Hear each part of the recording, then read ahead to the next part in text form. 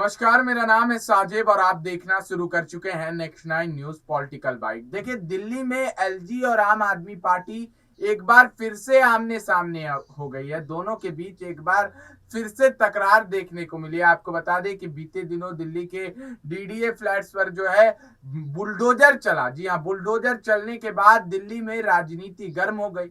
मनीष सिसोदिया ने भाजपा पर और एलजी पर जमकर निशाना साधा इस मुद्दे पर। उन्होंने क्या कुछ कहा है वो आपको सुनना चाहिए, सुनिए उनका बयान। विनय सक्सेना साहब जब से आए हैं वो रोज़ाना कोई ना कोई एक ऑर्डर, कोई ना कोई ऐसा आदेश ज़रूर पास करते हैं रोज़ाना जो संविधान के खिलाफ हो और जो सुप्रीम कोर्ट के आदेशों की अवमानना करता हो। वो खुल के रोज़ाना कोई ना कोई आदेश पास करके बार बार ये कहना चाहते हैं कि मैं संविधान को भी नहीं मानता और सुप्रीम कोर्ट के ऑर्डर मेरे ऊपर लागू नहीं होते। एलजी साहब कह तो चुके ही हैं कि उनके ऊपर सुप्रीम कोर्ट के आदेश लागू नहीं होते, वो सुप्रीम कोर्ट के आदेशों को नहीं मानते, लेकिन रोजाना अपने आदेशों से भी वो यही साबित कर रहे हैं। आज फिर उन्होंने इसी सीरीज में एक और आदेश पारित किया जिसमें संविधान को भी वो नहीं मान रहे हैं और सुप्रीम कोर्ट के आदेश को भी वो उसका अपमान कर रहे हैं, सुप्रीम कोर्ट का कंटेम्प्ट कर रहे हैं। आज उन्होंने दिल्ली में अरविंद केजरीवाल जी की सरकार द्वारा, मुख्यमंत्री अरविंद केजरीवाल जी की सरकार द्वारा कैबिनेट द्वारा पास 4 साल पहले पास प्रस्ताव को आज पलटा है। 4 साल पहले सीएम साहब के नेतृत्व में दिल्ली सरकार ने, दिल्ली की कैबिनेट ने बिजली कंपनियों में 4 प्रोफेशनल डायरेक्टर्स की नियुक्ति की थी। अब एलजी साहब कह रहे हैं कि 4 साल पहले जो फैसला लिया गया था मैं उसको डिफरेंस ऑफ ओपिनियन के दिए हुए अधिकार के तहत आज पलट दे रहा हूं। दिल्ली की कैबिनेट ने फैसला लिया, मुख्यमंत्री ने फैसला लिया। एलजी साहब के पास में कोई अधिकार नहीं है कि वो दिल्ली सरकार के बिजली संबंध में लिए गए फैसले को पलटें। उनके पास केवल डिफरेंस ऑफ ओपिनियन का अधिकार है। उसकी भी एक प्रोसीजर है, मैं उस पर आऊँगा। लेकिन 4 साल पहले से जो डायरेक्टर्स काम कर रहे हैं, 4 साल पहले दिल्ली की सरकार ने, कैबिनेट ने जो फैसला लिया उसको 4 साल बाद पलटने की एक नई रीति शुरू की है इन्होंने। कहते हैं मैं संविधान को नहीं मानूंगा, सुप्रीम कोर्ट के आदेशों को नहीं मानूंगा, 4-4 साल पुराने फैसले पलटूंगा। फिर तो 20 साल पुराने फैसले भी आप पलटने लगोगे इस तरह से। फिर तो आप 10 साल पुराने फैसले उठा के पलटने लगोगे। ऐसा अधिकार आपको किसने दे दिया एलजी साहब? आपके पास संविधान में केवल और केवल 3 विषयों पर निर्णय लेने का अधिकार है: पुलिस, जमीन और पब्लिक ऑर्डर। पुलिस के अलावा, पब्लिक ऑर्डर के अलावा और जमीन के अलावा एलजी साहब किसी भी मामले पर निर्णय नहीं ले सकते। केवल ओपिनियन दे सकते हैं जब मंत्री कोई निर्णय लेगा।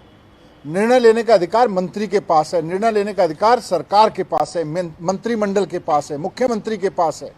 मुख्यमंत्री या मंत्री कोई निर्णय लेंगे तो आप उसकी सहमति असहमति दे सकते हैं, लेकिन आप 4 साल बाद उठा के किसी फैसले को पलट नहीं सकते। 4 साल बाद आज आपने जो फैसला पलटा है उस पर लिखा है कि मैं डिफरेंस ऑफ ओपिनियन के तहत ये चेंज कर रहा हूं। मैं फिर से कहना चाहता हूं कि डिफरेंस ऑफ ओपिनियन का अधिकार सुप्रीम कोर्ट ने, संविधान ने उनको दिया है। डिफरेंस ऑफ ओपिनियन का अधिकार एलजी साहब को दिया है। वो इसलिए दिया है क्योंकि दिल्ली देश की राजधानी है। 3 सब्जेक्ट पे डिसीजन आपको सीधे सीधे लेना है, लेकिन फिर भी देश की राजधानी होने के नाते आपको ये एक विशेष अधिकार दिया गया है कि आप मंत्रियों के किसी फैसले से असहमत हो सकते हैं। लेकिन माननीय सुप्रीम कोर्ट ने बहुत स्पष्ट शब्दों में कहा है कि ये जो असहमति होगी वो rarest of the rare case में होगी। वो कभी कभार किसी मामले में होगी जो राष्ट्रीय सुरक्षा से या ऐसे किसी मसले से जुड़ा हो। ऐसा नहीं है कि आप रोज चुनी हुई सरकार के फैसले को पलटोगे और बोलोगे मेरे पास तो विशेष अधिकार है। सुप्रीम कोर्ट ने लिखा है rarest of the rare case. अब एलजी साहब कहते हैं मैं तो सुप्रीम कोर्ट के आदेश को ही नहीं मानता, सुप्रीम कोर्ट के आदेश मेरे ऊपर लागू नहीं होते। ये कैसे होगा? जब सुप्रीम कोर्ट ने ये कहा है कि rarest of the rare case में होना चाहिए, तो ये रोजाना आप सुबह उठ के रोज सरकार के फैसले को पलटने का जो निर्णय ले रहे हो, ये तो गलत है। ये तो सुप्रीम कोर्ट को भी नकार रहा है, संविधान को भी नकार रहा है। और डिफरेंस ऑफ ओपिनियन लेने का तरीका क्या होगा उस पर भी संविधान ने लिखा हुआ है, उस पर भी सुप्रीम कोर्ट ने बोला हुआ है, उस पर भी ट्रांजैक्शन ऑफ बिजनेस रूल है उसके ऊपर कि कैसे होगा। डिफरेंस ऑफ ओपिनियन ऐसे नहीं हो सकता जैसे एलजी साहब कर रहे हैं रोजाना, कि कि एलजी साहब अफसरों से फाइल मंगाते हैं, उस पर लिख देते हैं मेरा इस पर डिफरेंस ऑफ ओपिनियन है, ये आदेश लागू करो। ऐसे नहीं हो सकता। ये डिफरेंस ऑफ ओपिनियन भी गैर कानूनी है। क्यों? क्योंकि कानून में लिखा हुआ है कि डिफरेंस ऑफ ओपिनियन तब करेंगे एलजी साहब जब मंत्री कोई निर्णय लेगा, मंत्री निर्णय लेके एलजी साहब के पास भेजेगा। एलजी साहब अगर कहेंगे कि साहब इस पे अलग है, तो एलजी साहब की ड्यूटी है, ये कानून में लिखा हुआ है। एलजी साहब की ड्यूटी है कि पहले मंत्री को बुलाएंगे, उससे चर्चा करेंगे। लिखा हुआ है कानून में कि पहले चर्चा करेंगे, और चर्चा में अगर मंत्री के और उनके बीच में सहमति नहीं बनती है तो वो मुख्यमंत्री को कहेंगे कि एक बार इस पे कैबिनेट में चर्चा करो।